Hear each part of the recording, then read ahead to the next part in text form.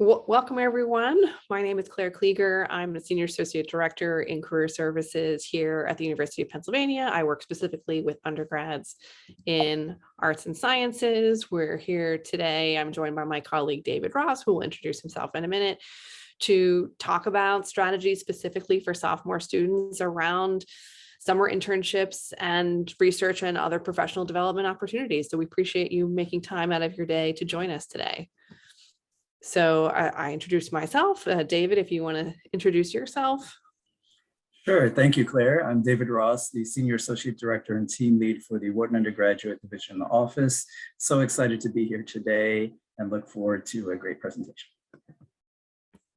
Great. And we will have time at the end for questions. If you have some that occur to you now, you can feel free to put them in the chat and we'll get to them at the end, and we will turn off recording during Q&A so people can feel free to, be frank with their questions, and we look forward to engaging with you.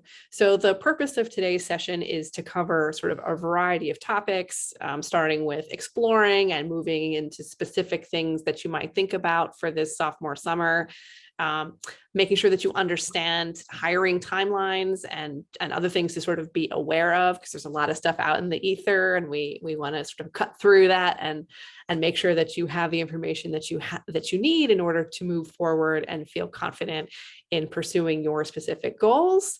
We're also big fans of working smarter, not harder. So then we'll transition into specific strategies around searching and networking to set you up for success in the process, and making sure that you're aware of all the resources that are available to you. And there are many in our office, so that you don't have to feel alone in this process as well.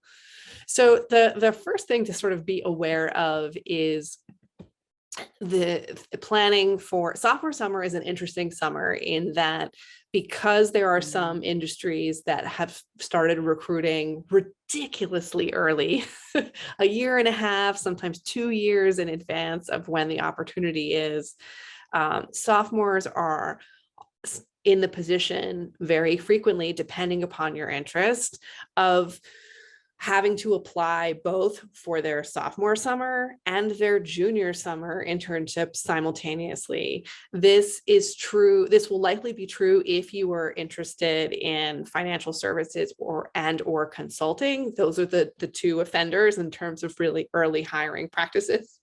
Excuse me. And so, if that's something that's, that you're interested in, you may be in that position of having to sort of juggle both things simultaneously, or potentially juggle both things simultaneously. So that said, again, we're here to sort of help you navigate that process, to hopefully make it feel less intimidating. For this summer, there are plenty of things still available in a variety of areas. We have some upcoming, engagement opportunities with employers. Please be checking on Handshake, which we'll talk about further in terms of engaging with employer events. We have some big career fairs coming up this spring that we're excited about, that we'll talk to you about too. But if you're thinking about that even next summer, we'll give you strategies for kind of searching for those opportunities. In particular, I would say using the 2023 keyword, even as you're looking, can help you differentiate or just get a sense of what's in there now in terms of those opportunities. Is there anything you want to add about that, David? I think you've covered it all. All right, great.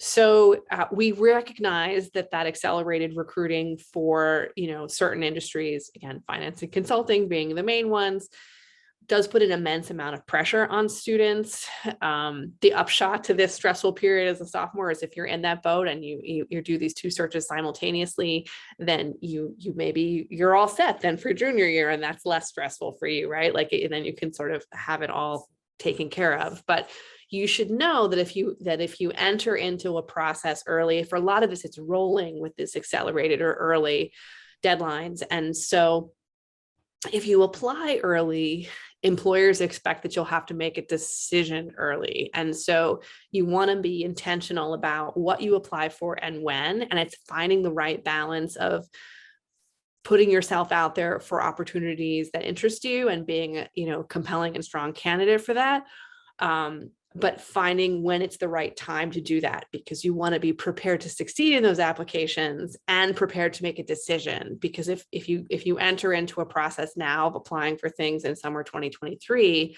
but you apply for stuff that's maybe not your first choice and you're waiting on the first choice, the chances are an employer is not going to give you months to wait to see what else may become available. You're going to have to decide sooner rather than later. And so we can walk you through all of that. And it's just something to, I think, bear in mind as you're considering these, because we don't want you to be stuck or feel more pressured than the pressure that already exists around this. Asynchronous video interviews are very common for first round. That's true even first opportunities for this upcoming summer. It's just becoming a more popular mechanism for evaluating candidates initially. And that means the asynchronous is sort of the pre-recorded interview questions. So somebody would send you a link to record yourself responding to those, and that ends up being kind of the first round. So we also have resources to help you prepare for that, because it does feel weird to sort of have nobody to be engaging with on the other side of the screen, to make sure that you're sort of presenting yourself in the best possible way for that. So moving into then what we also hope will be a strategy for you as a sophomore student, career exploration. It's really important to take the time to explore and see what's out there. And I think not enough Penn students really take the time to do that. There's all of this stuff in the ether out there about things that are popular or that are deemed prestigious. And of course you want to do well, but I would say it's more important to make sure that you find something that's going to be the right fit for you. So it's important to explore, because taking that time means you're going to be more successful. Folks with diverse interests are actually higher achievers. There's been studies that they look at Nobel Prize winners to show that those folks actually have a broader array of interests than the general population. So, being well-rounded and, finding things that you're interested in is important. Adam Grant, Wharton professor here at Penn, in his book Originals, has looked at the fact that folks who sort of go against the grain or are nonconformists are more likely to make a positive, have impact on the world, because they're willing to sort of challenge the narrative and change norms and be willing to take the risk to do that. And of course, those are people that then can become leaders in their field. And lastly, there is actually scientific proof to show, there was a Harvard study, very famous Harvard study that was done, that happiness equals career success, not the other way around. And that when you are engaged with what you're doing, when you're positively interested in your work, productivity goes up. And those are people who are then more successful. So if your goal, which I'm sure is a goal, you Penn students, you're all high achievers, you're incredibly bright and talented, is to make your mark on the world, the best way to do that is to find what you like to do and the things that you deeply care about. So don't be afraid to go against the grain. So how can you explore what's out there? You only are aware of what you've been exposed to. And so it's a matter of, sometimes you don't know what you don't know. One strategy for doing that is to make sure that you're not, again, narrowing in too soon. Have conversations with folks who know you well. Take time to attend a myriad of events. We talked about, and we will show you, there are lots of events happening in Handshake. Go and listen, go and be a sponge on the wall, just see what's out there. Think about the things that you already do in your life, or the things that you were involved with in high school. What are some of those things have in common? And it's okay if you don't know what your interests are yet. They're likely to change. We're happy to have conversations like this with you as well about probing around your interests. Another good way to explore is through our website. We encourage you to join both our industry communities and affinity communities that we have around all sorts of different topics. This is a good way to sort of, again, see what's out there. You can join those communities and sign up for weekly newsletters that are completely customized and tailored to your interests and the kinds of content that you want in your inbox, whether that's blog posts or internship opportunities or stories about other Penn students. You decide what you want, and we deliver you the content that is tailor fit for your interests. We have a great tool as well, Career Explorer. This is an assessment tool that we have a subscription to. So you want to use the link that's here in this presentation as opposed to just Googling it, because it's tied to Penn, the subscription. And this is a half-an-hour assessment. It's interactive. It then allows you to engage with it while you're going through it. So it might suggest, as you're filling out interests or answering questions, it'll pop up with a career choice, and you can say, oh yeah, that sounds great. Thumbs up, thumbs down. It will also give you ideas about things that are qualities or things that are important to you that maybe come so naturally you hadn't realized that they were strengths or things for you. Like, oh, Rare, you have this thing of being a really empathetic person, that, and you're like, yeah, I guess that's true. I do think like that. It's very empowering. Students really like it. So if you have a half an hour and you don't know where to start, this is a great way to generate some ideas. While there's no magic test that's going to determine for you what you're meant to do with your life, I think something like this could be a great jumping off point. And again, you can then bring in your results to meet with an advisor in our office, virtually or in person moving forward post some of the current Omicron COVID stuff. And we're happy to then, continue to brainstorm with you about what next steps might take place as a result. Go ahead. I'm going to turn it over to David. Thank you, Claire. So I'm going to talk a little bit more about sophomore summer experiences. But we wanted to start with a question just to get a sense of your perspectives. So what do you think in terms of how most sophomores found their summer internship or other opportunity? Do you think it was by on-campus interviewing or virtual on-campus interviewing? B, career fair, C, contact, a personal contact or individual contact, or D, handshake? If people could post in the chat what they think the answer to that question is. Again, how did most sophomores find a summer opportunity?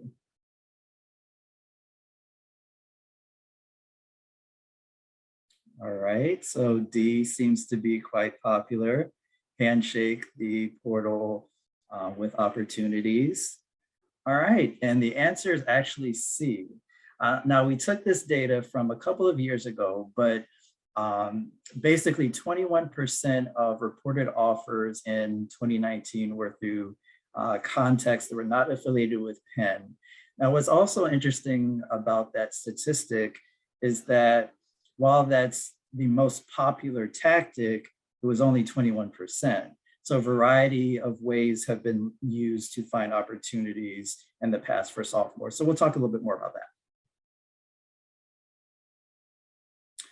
So here's a slide just to kind of depict in more detail those different ways that people have found opportunities.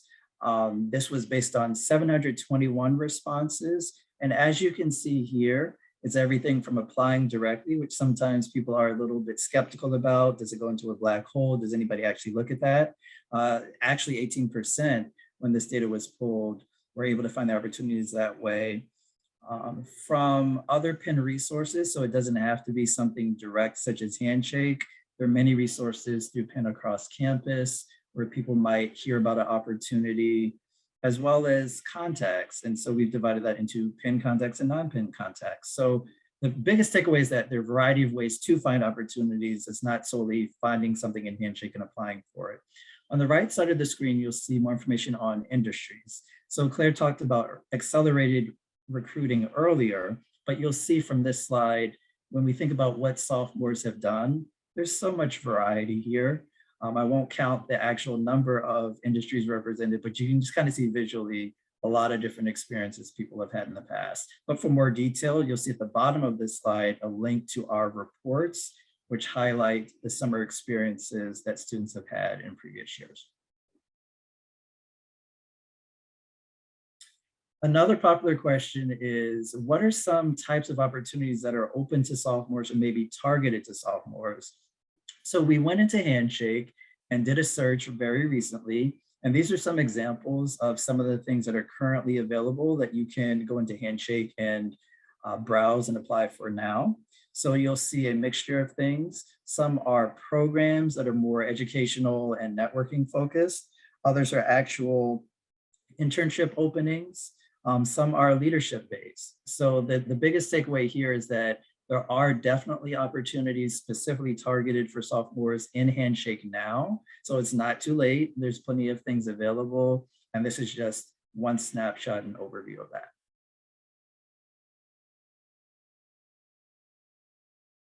So our next question is, which is the most common month that sophomores obtain their summer opportunity? Is it A, February, B, March, C, April, or D, May? If you can post your thoughts on that in the chat, that would be great.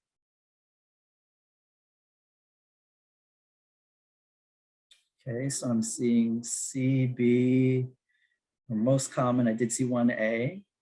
Okay, so a good mixture. Let's see what the answer is.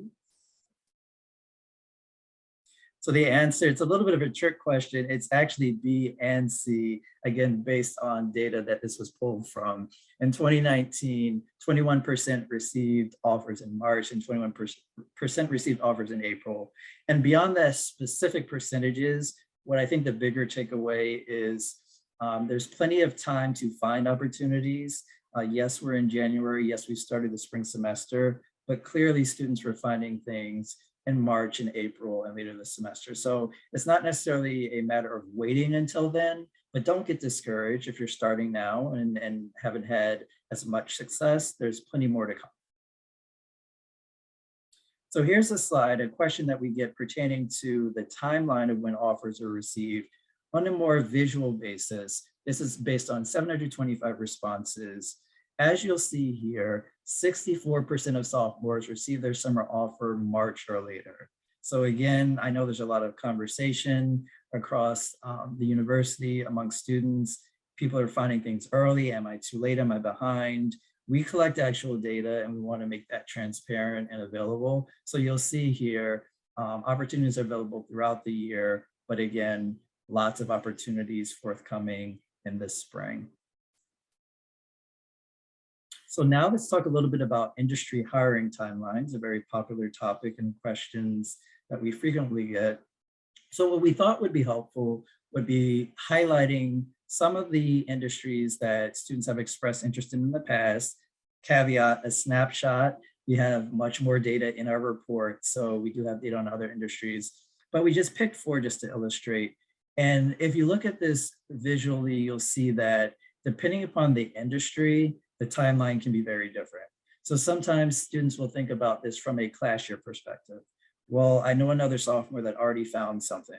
Maybe their industry preferences were a little bit different.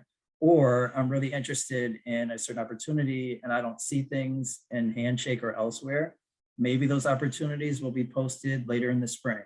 So this is where knowing the industry hiring timelines can be helpful. Just seeing historically how they've been in the past might give you some context. So for example, if you're interested in marketing, advertising, or PR, a lot of those opportunities have yet to be available and will become available later in the semester.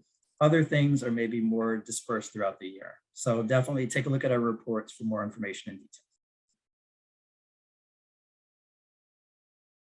So as I mentioned, timelines vary by industry, and we try to make that information available to you in our industry reports on our website. The other thing to be mindful of is they might be slightly different depending upon your class year status. So again, for upperclassmen, some of that recruiting more consistently across industries might happen earlier as opposed to what might be pertinent for you as a sophomore. So just be mindful that there is some variance there, and that will help you adjust your expectations as you go through this process. On the next part of the slide, you'll see that we basically want you to think about this individually. So your is italicized intentionally because it really is an individual search. The timeline for you is going to be different from other people, and that's okay. That's very common, that happens. So be focused on what's relevant and what makes sense for you individually, and as much as possible, try to avoid comparisons. So we'll also talk now a little bit about specific strategies. So I think this is probably one of the more popular topics that people are wondering about for today's session. So one thing I wanted to say in terms of context, particularly for those who have not gone through a process before, searching for opportunities, while it can be exciting, it could be intriguing, it can also be challenging. So I want people to just be mindful of that on the front end. Even though the tactics you use will make sense, will be logical, the process itself might lead to some challenges. And we're here again in Career Services to talk you through those and offer guidance and assistance where we can. As I mentioned earlier, some positions available for sophomores, or actually, let me frame that differently. Some positions available for sophomores do not explicitly recruit sophomores. So what does that mean? So in essence, you might be eligible for an internship, but in the position description, it might not necessarily say we're targeting sophomores or only for sophomores. So when you go through this process, you want to be mindful that if you're just using a keyword search sophomore or your class year, it won't include the entire pool of opportunities that you'd be eligible for. You might want to search more broadly, and as long as you're not restricted from applying, meaning it's only for juniors, then consider those as other options as well. Not all positions are listed far in advance, so a lot of employers can't predict or don't have the time to do this very early in the process. So that's a really important to keep in mind. If you find you do a search and you don't see a lot immediately, there might be more within the next week or a couple of weeks moving ahead. What is the best approach? There's not one particular best approach. The approach that makes sense for you will depend upon your areas of interest, the types of things you're looking to do. In terms of other considerations, you want to think about how you can leverage tactics we're going to go over in more detail in a moment to create just a tailored approach for yourself. And as I mentioned earlier, our office is certainly here to help. So on this slide, one of the most popular questions we receive, where can I find listings? What else is out there beyond Handshake? So to start with, I would say that be mindful that Handshake is updated regularly. So sometimes people might go into Handshake, look to see opportunities, might not see a lot and assume that's all that's going to be there. That's not the case. It's updated very frequently. So you want to make sure you're checking that consistently. And for those who haven't had as much time using Handshake, it is for employers interested in hiring from Penn. And you'll find that sometimes opportunities are not not posted very far in advance of when they're looking to hire for them. So just kind of keep that in mind. And you'll see in the chat a link for searching for a job or internship page on our website for more information. You'll also see here on this slide, LinkedIn. So we are advocates of LinkedIn, not only for networking, but also the jobs portion of it. So the great thing about LinkedIn is some positions will allow you to use your profile to apply as opposed to sending a separate resume and or cover letter. So definitely check out LinkedIn Jobs. And even though it is LinkedIn Jobs, it does include summer opportunities, internships and other things. Career Shift, you might not be as familiar with.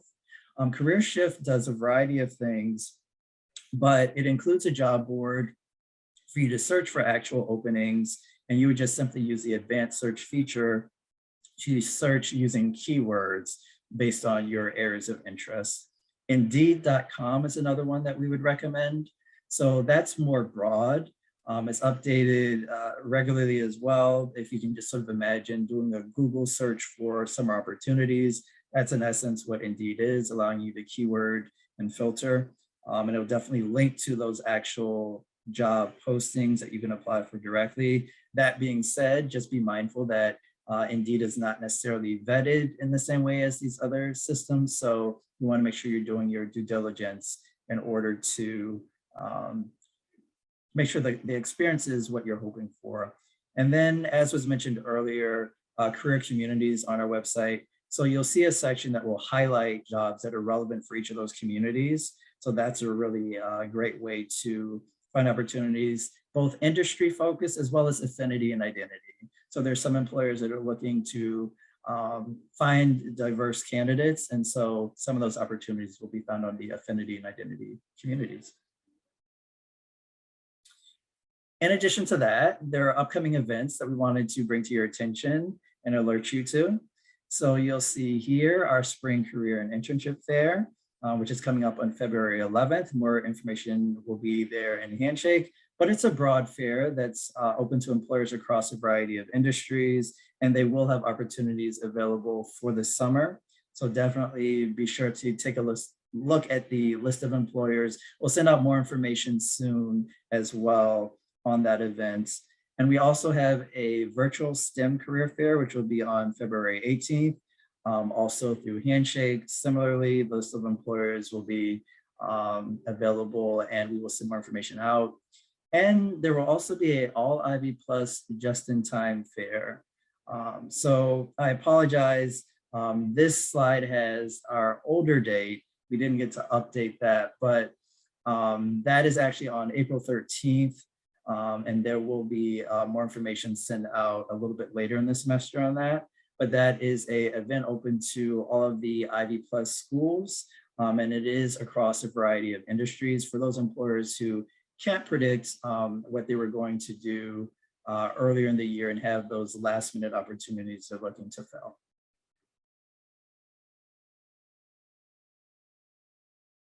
And I will I will continue now with turning this over to Claire to talk a little bit more about approaches and outreach. Great, thanks, David. And thanks to Megan as well, who is another career services staff member who's been putting some helpful information in the chat. Much appreciated. So, this next part is in terms of thinking about these opportunities. David gave you all of these resources for searching for actual positions and apply, how to find them once they're posted. But you don't necessarily need to wait for the opportunities to come to you. Often some of the most interesting opportunities may be unlisted or not listed yet. And so, that's another thing that you can do in terms of a strategy for positioning yourself, for success. So especially if you have organizations that you're really excited about already, brands that you love or companies that with leadership that inspire you, or, just folks that you're following, if you have things in your favorites list, I think reaching out to folks at those organizations, even when there isn't something listed, to find out more about the kinds of opportunities they typically have for students to get involved, what their hiring timelines look like, can be a great way to sort of create a positive impression and make sure that you're in the know when something might become available. It can also work for, particularly well with smaller organizations that may just post, that don't have maybe formal internship programs of hiring a large number of people at once. And so where sometimes opportunities are created on a case-by-case basis or because of particular needs in the organization. So the strategies then for moving forward with this, like I said, make a list. You can use CareerShift. That's one of our resources for making company lists. You can do company lists on Handshake as well to find organizations of interest. You can also look for recruiters on CareerShift. You can do this on LinkedIn, obviously, as well. And then if they happen to have a connection to Penn, and you can filter both in CareerShift and LinkedIn for that in particular, you can look them up in MyPenn, which is our alumni directory, to get their contact information. And CareerShift often has contact information directly there too, email addresses, so that you know the right people to contact. But then introduce yourself. You can send them a quick email saying that you're a student and asking about, what kinds of opportunities typically exist for students. It's important first to do your research to make sure that this isn't information that's easily identifiable and searchable on their organization's website, because, it's for those sort of unlisted kinds of things. But to say, would it be possible to set up a time to chat, to learn more about the kinds of things that students typically do, or internships that may be available for students? and then take it from there. You obviously want to say a little bit about yourself, that you're a student at Penn, the kinds of things you're studying, and why you've picked this organization to reach out to. Any organization, when they're thinking about candidates, is always looking for two things: interest and aptitude. So they want to know, what was it that propelled you to reach out in the first place? Why are you particularly interested in this organization? And what sorts of opportunities are you interested in terms of the kinds of skill sets or work that you would like to do? If you do end up attaching a resume, make sure to reference that. And I would say something like, not for reviewing me as a candidate, but just to get a better sense of who I am and my background, is a good way to sort of talk about that if you're going to do it in an email. For those listings that David referenced that you can find through Handshake, LinkedIn, CareerShift, all those other places that are posted, make sure that, here are some of the things that you want to pay attention to for any of that. First and foremost, I cannot stress this enough, because I think as students, we're always in the mindset of, from admissions perspective, deadlines. An application deadline that you see as part of a job posting may not be the real deadline. Often these are arbitrarily picked, in systems like Handshake or Indeed or any of those other places, because an employer has to list something, but they're regularly not waiting for that deadline. They're reviewing applications as they come in on a rolling basis. And so you have a real advantage by getting your application in early. So you can filter, I encourage you to filter as a best practice by posting date as opposed to deadline. And you want to, get things in as soon as possible generally. Each opportunity is different. And, especially if you have a myriad of interests, you're going to want to tailor your resume and maybe even have different versions of it for different audiences. If you're interested in marketing and you're also interested in the environment and you're also interested in nonprofits, like you might want to have different versions of that for different, opportunities, and present those most relevant experiences or skill sets or information in a way that's going to make it clear that those are your interests, instead of a one size fits all approach.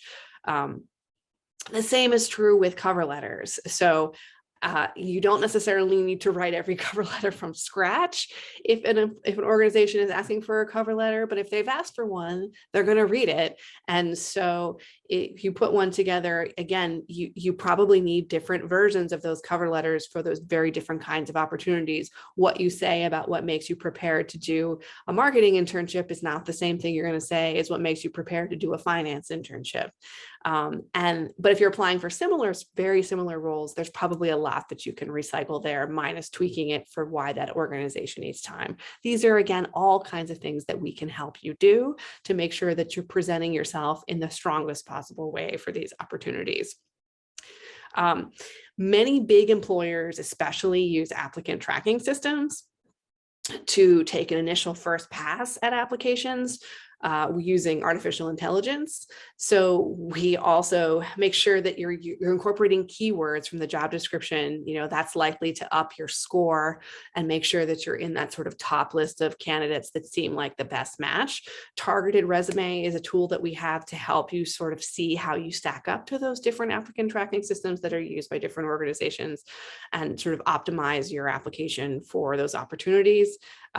Keep in mind that eventually a person is also going to be reading this. So it needs to work well, both for the AI and for an individual, and not be so crammed with information and even if you're trying to get all those keywords in, that it's then yucky to read in person. So finding that right balance is important. And you can obviously, follow up with organizations. Unfortunately, it's the practice. Basically, in most places, you only hear about an opportunity if they're interested in speaking with you further. And if you don't know if it's rolling, it's all that, it's hard to know. If you haven't heard anything, is that because they're not interested or because you just don't know where you are in the process? So I think if it's been, 2 weeks or more and you haven't heard back after submitting an application, it's a good time to follow up if there's a contact that's listed. and say, hey, I just want to check in and see where you are with your process. I'm to reiterate my interest in this opportunity. If you could give me a sense of your timeline, that would be really helpful. And that's a good way to sort of stay on the radar and have a sense of where you might fall. I'm going to move into networking as well, too. As David mentioned, contacts were the most popular, even though it was 21%. So this is clearly a really powerful way in terms of strategizing to put yourself out there for these opportunities. I regularly talk to students who feel like they don't have a network or just feel uncomfortable, with this all the time. And I think that's about sort of shifting your idea about what networking is. It doesn't need to be, and it shouldn't be, frankly, transactional in the sense of, can you help me get an internship? I think that makes everybody feel awkward. So the goal for having conversations with folks should really be focused on information gathering. And I think most people are happy to be helpful if they feel like they have information to share. People also really like talking about themselves. So when you are reaching out to someone, you want to be really clear about why you want to talk to them. You want to be authentic and, about what you're interested in. And it's kind of like the resume and cover letters. It should be tailored to them. Why the outreach. So again, it's expected that you have a range of things that you're exploring. You should be exploring, but you don't need to tell them, yes, I'm interested in international development, and I'm interested in politics, and I'm interested in law. Pick the piece of your interest that aligns with what they do, and make sure that you are tailoring your ask about that and having a conversation. Bear in mind that not everybody will respond. I think you can expect about a third of people that you reach out to follow up. And it's kind of like anything else in life. Some people you may connect with and really resonate, and it may be a really great conversation. And other times, it might be more awkward. And so that's okay. But I think the goal for any conversation that you have, or that you try to have, is really about, what are you trying to learn? What information does that person have that can be helpful to you? And if at the end of any conversation, you can always ask, hey, this has been helpful, even in instances when it's not as helpful. Who else in this field, or based upon the conversation that we've had today, that do you think would be helpful for me to speak with, and build out a network from that. And it does get easier with time, especially if you're thinking about it from information and not transactional of, this is somebody who has something, an opportunity for you. It doesn't feel as awkward, and gets easier.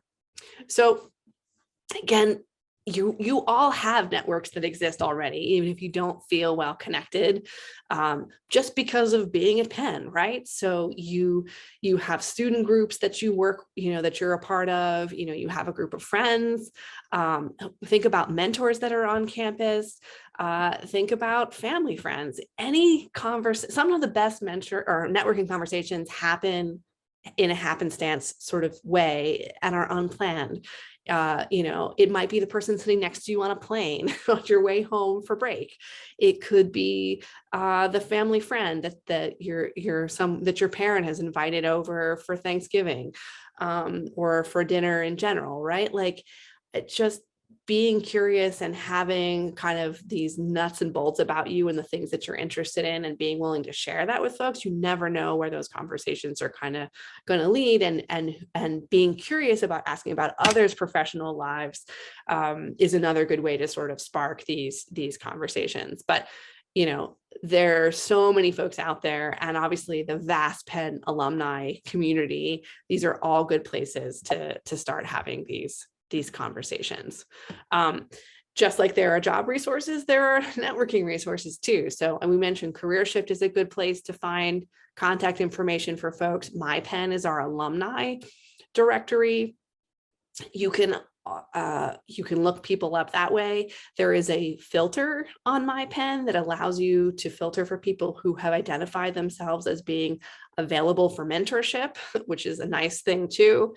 And LinkedIn, there's an alumni group on LinkedIn for Penn. You can join now as a current student.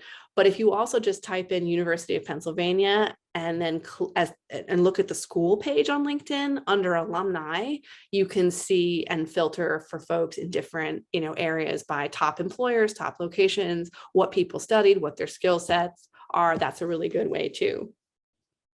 As you're finding people through these various places, look for folks that not just look interesting, but obviously also be aware of other common connections or shared experiences that you might have. This is a good way to create rapport in conversation, but also in an outreach email that you might do. So look for commonalities. I think that creates nostalgia. It helps you seem more approachable if you're having these conversations. You want to prepare for conversations that you're having just like you would for interviews, because even though these aren't formal interviews, rest assured that people are forming an opinion of you. And if you want them to hopefully down the road be able to not just offer you advice, but introduce you to others or be impressed enough with you that they might recommend you for an opportunity within their organization, you need to really bring your A game to know as much as you can before a conversation about what's going on at their organization, and ask smart, tailored questions that, are unique to kind of them, as opposed to things like that you could just look up on your own, like, what sorts of departments do you have here? Or, what does it, you can ask things like, what does a typical day look like? But the more tailored those questions are, the more you're going to impress people. This is a sample of a bad email to send out if you're reaching out to people. And I don't know if in the interest of time, I would normally ask if people what resonates, but it's too long. You're asking things that are kind of, like random and all over the place. Like, how's the new office? Is it nice? Like, there's just a lot, going on here, and you're asking for a job, which, is something that's going to put people on the defensive right off the bat. So here is the right way to do it. You want to be brief but specific. Explain why you're writing, again, how you're connected, what you're hoping to accomplish with that conversation. Do you have 15 or 20 minutes? We could set up a time to chat, or a half an hour. I appreciate you considering this request, and I'm hoping to, hear from you. So what is your ask? What kinds of questions would you want to cover? Don't list them all, but sort of topically, give someone an idea of what you would want to do. Here are some other things to sort of keep in mind as you go forward. We also have a networking page and a networking guide that walks through a lot of this. But even thinking about things like when you send the email itself, do you want to send the message? I know like on time for students is often that like 11 p.m. to 2 a.m. time slot.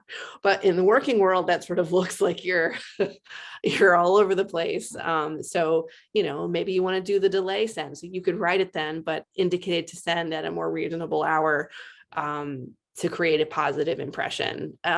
Avoid sending stuff on a Friday afternoon, because people may miss it and then it gets lost in the stuff over the weekend. I think that like Monday morning, Tuesday, like these are all kinds of things that be thinking about to up your chances of having someone connect with you. During conversations themselves, again, we talked about being prepared, having good questions to ask during the conversation.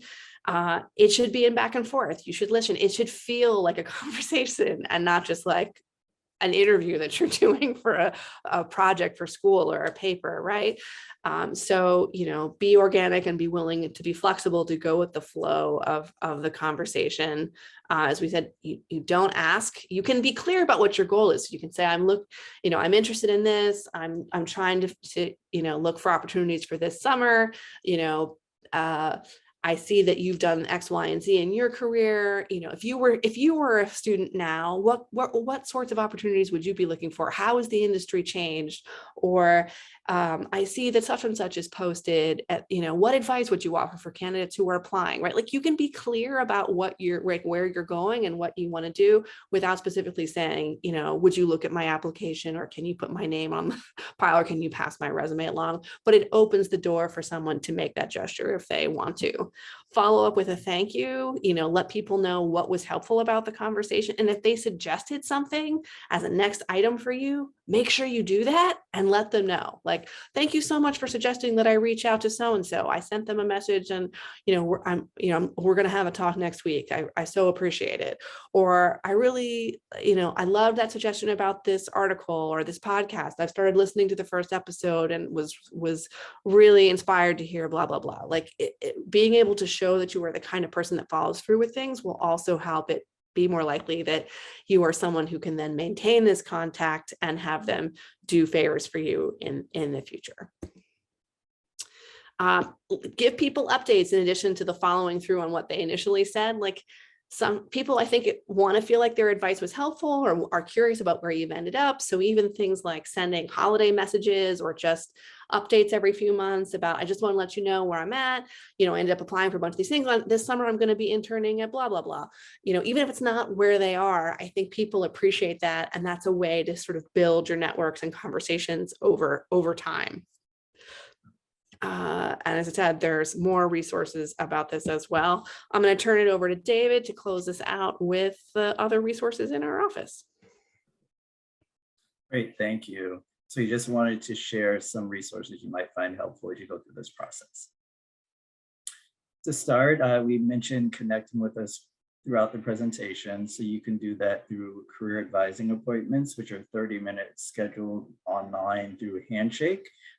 Please note that we add additional appointments each week. So you might go into the system and might not see anything immediately available, but it's a process that we update from week to week. So definitely check back if you don't, but we're happy to speak with you and meet with you to talk individually about your plans and your process. In addition, resume and cover letter reviews, more than happy to provide feedback via email or during actual appointments, as I mentioned earlier, whatever is more convenient for you, but we're happy to provide perspective on that.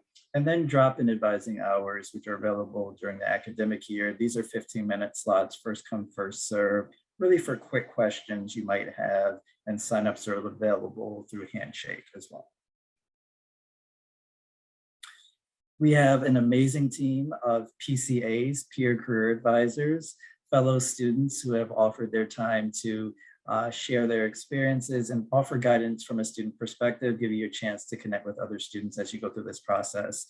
We've trained them extensively and they're able to provide perspective and guidance on resumes and cover letters, thinking about resources for exploration, advising along with presentations and workshops. So here's a list of our current group of PCAs. You can find out more about each PCA on our website by clicking on that link at the bottom of the page. Definitely connect with our PCAs, they're really great. But remember, you have this. Students in the past have been so successful at finding opportunities and internships, but here's some takeaways and things to consider with that in mind. Be as flexible as you can and cast a wide net. So you might have a preference for certain opportunities or top choices, and that's great, but don't self-select too early and keep an open mind for opportunities. You never know what's going to pop up and what you might actually be interested in. Definitely dedicate time to the process. So don't necessarily anticipate, I'll pick a Saturday and spend a few hours and then wait a few weeks and come back to it. Maybe think about doing something a little bit more structured where you build in some time each week to do something different. It might not always be applying for positions directly. It might be networking. It might be researching opportunities, but dedicating time has been helpful for students in the past. As much as we hope employers would respond to things, the reality is some employers might not reply. Please don't take that to be anything personal. Employers have different reasons for the way they structure their processes. It does happen, but don't let that discourage you. Just know that that's part of the process. And as I've mentioned a couple of times, each process is unique and individual. So you want to make sure that you're taking advantage of the resources we talked about and leveraging them in a way that makes sense for you. Of course, we are available for any questions that you might have for us.